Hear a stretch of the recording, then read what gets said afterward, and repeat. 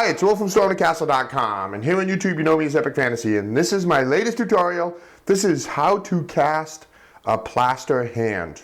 How to cast your hand in plaster. Here, let's take a look, see? If I can get this right. Alright, here we go. Kind of a fun project. You just need a few basic supplies. And I'm actually doing this project because we're going to be using this to make an armor gauntlet. So we need like a hand, and I've got another hand I'm going to do to make the parts, as you know, I guess as a model, to make the parts to do a gauntlet, a steel gauntlet, and maybe a foam gauntlet too. So, but fun project, easy to do, doesn't take that long. And I used a kit, life casting kit. You can see this. I used a life casting starter kit. You actually stick your hand right in there with hydrocal casting plaster, which is kind of nice. And that's it. So it's kind of easy to do. It doesn't take that long. I've got this one all painted up. Looks good. I like it. And the next one I'm going to try to do deeper. All right. So thanks for watching this video. Thanks for subscribing to my channel if you're a subscriber. If you're not a subscriber, hit that button. Always lots of fun and interesting stuff. Many creative projects and lots of fun stuff coming up, including lots of blacksmithing. Let's launch into the introduction, and then let's do how to cast your hand in plaster. Thank you. Dioramas, origami, catapults, and treasure shades, telescopes, terrariums, bonsai trees, and paper games, swords and shields, and real blacksmithing, model rockets, animation. I teach the art of real creation. StormTheCastle.com. Let's make something. Okay, let's take a look at the materials you need to do this project. You need a couple of containers, one to dip your hand in, something to hold water, and you need hydrocal or plaster of Paris, and your rubber making material. In this case we're using Alja safe, which is safe for your hands. That's a big consideration. So the first thing we're going to do is we're going to make the rubber mold, and we're using the Alja safe. This is all came in a kit that we bought from Smooth On. It's kind of nice. So you measure out your powder, and then you mix it with an equal part of water.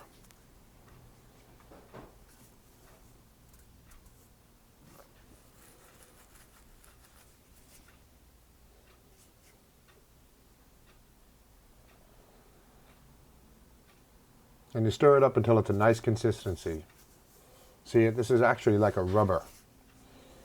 So this is going to be the mold, and then when this is completed, we will cast the plaster hand. Now you pour it in your container that you're going to use to actually dip your hand into. And the stuff sets pretty quick, so be quick about this. Wet your hand. Consider the shape that you want, how you want your hand posed.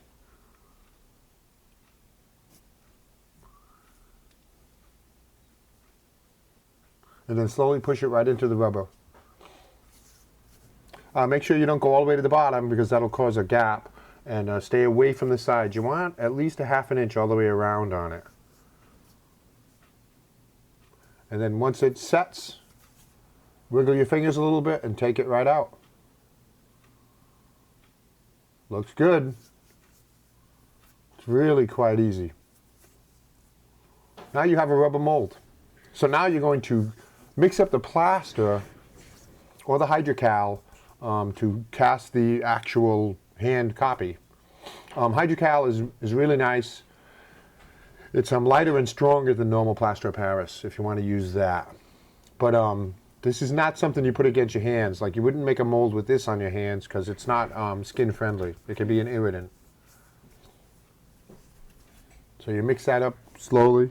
And this is a little bit different. You use 2 parts of the plaster to 1 part of water. You let it set for 2 minutes, and then you stir it up. So yeah, we're going to be doing another hand, and then we're going to use these figures to make our gauntlets. We're going to do foam gauntlets, and we're going to do, I'll smith up some gauntlets too. You're probably looking forward to those projects. Now, you pour a little bit into your rubber mold, and then you swirl it around like this to make sure there's no air bubbles or gaps in there. You want it to cover the inside edge of the mold. That's kind of important, because you can form air pockets in there and not realize it, and then finish it off.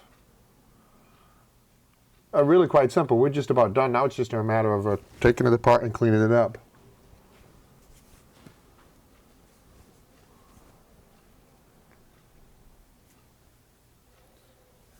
Let that hydrocol, and before you let it dry, you rap on the table vigorously like this to release the air bubbles. There's going to be air bubbles in there, and see how they rise up to the top. So once it's set, remove it from your container, and then cut away all of that rubber. This is kind of neat. Watch this.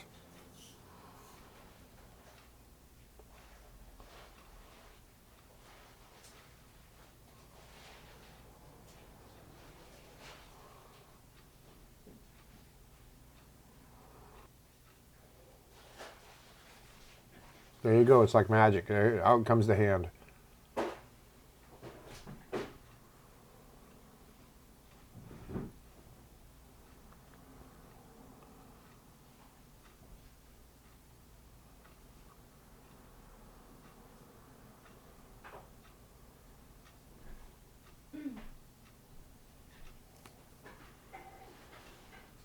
You're going to be amazed at the amount of detail you can get with something like this.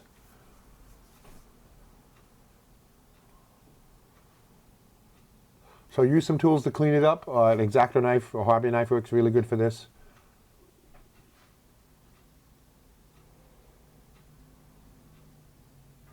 See, that was probably an air bubble.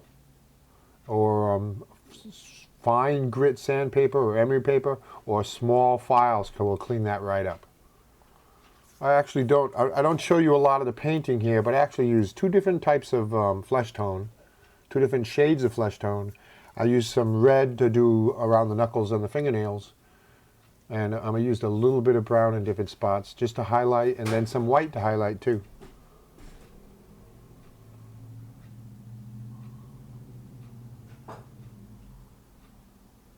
Oh, and I even used a little bit of pencil to do some of the lines and around the knuckles.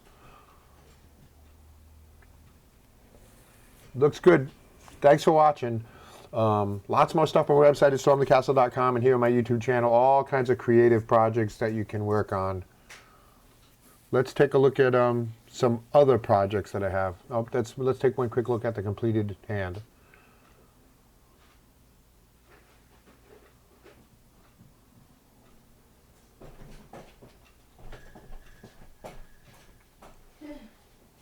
And here's some other projects you might be interested.